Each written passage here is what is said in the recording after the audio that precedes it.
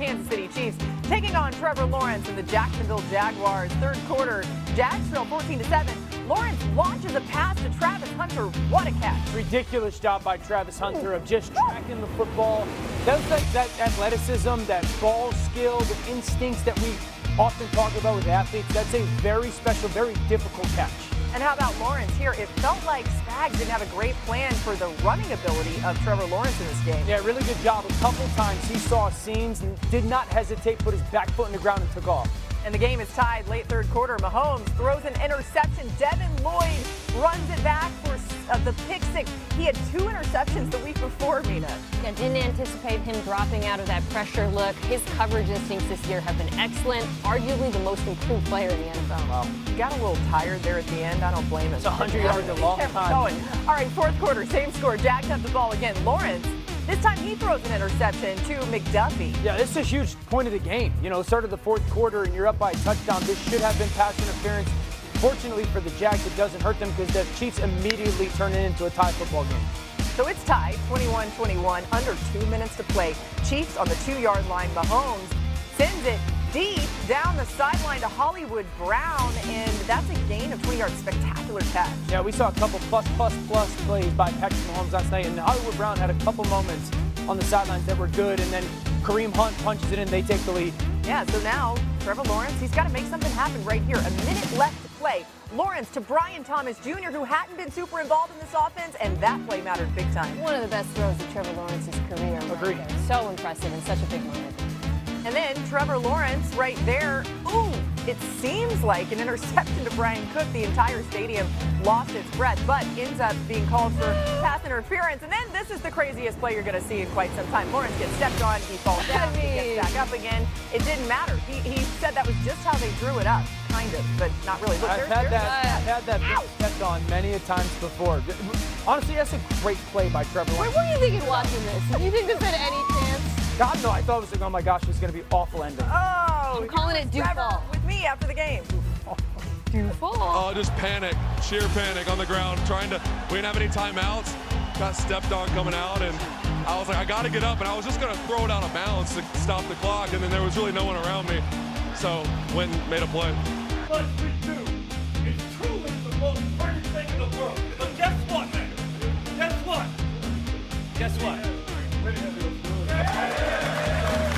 So proud of the way you compete. And I'm so proud of your coach. So proud to be your coach. Great job. Trevor Lawrence, get us a break.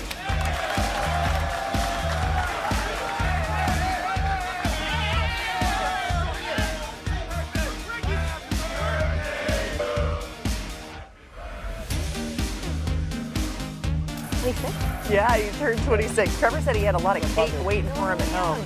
Super young. It's a good reminder, right? It feels like he's been in the league for a long time, and he has in some ways. But 4-1, the Jaguars off to their best start since 2007. They've been doing their work in the trenches. Jacksonville ranks 3rd in pass blocking, 2nd in run blocking this season, and their +8 turnover differential leads the NFL. Last season, the Jags were -15 in turnover differential, 4th worst in the league. It was interesting, too. They did not have their starting center for a large majority of the game. Robert Hainsey went down, and put the quarterback under center, run the football, have a little play action, a little balance to offense, goes a long way. What did you see from Trevor Lawrence specifically last night? Honest question, when was the last time the Jaguars won a football game because of Trevor Lawrence?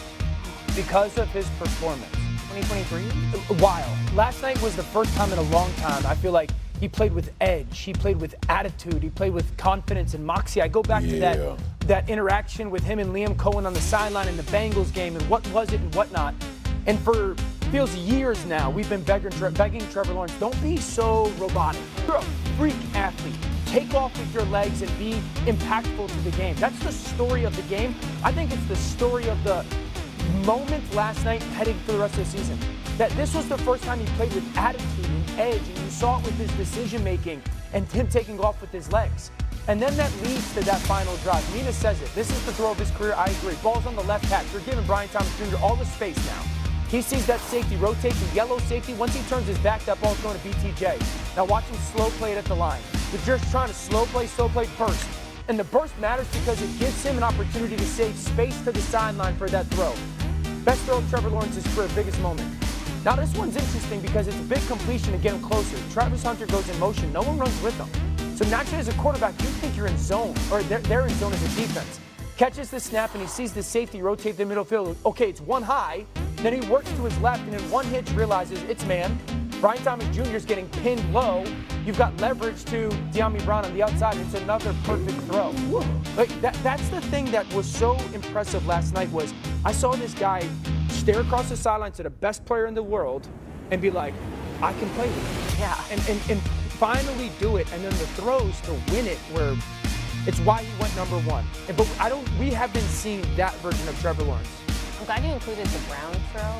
The Thomas Jr. throw has correctly gotten a lot of attention, but that throw was really impressive. Like, that was really good coverage on him. Quick too. And it took me back to, you asked when was the last time they were winning games because of Trevor Lawrence. I think back to the season when they went to the playoffs where he was really playing out of his mind. And that throw, the out, was probably the best tool in his arsenal that season. Throw. He was 9 for 9 on outbreakers. It's something that Brian Thomas Jr. is excellent at.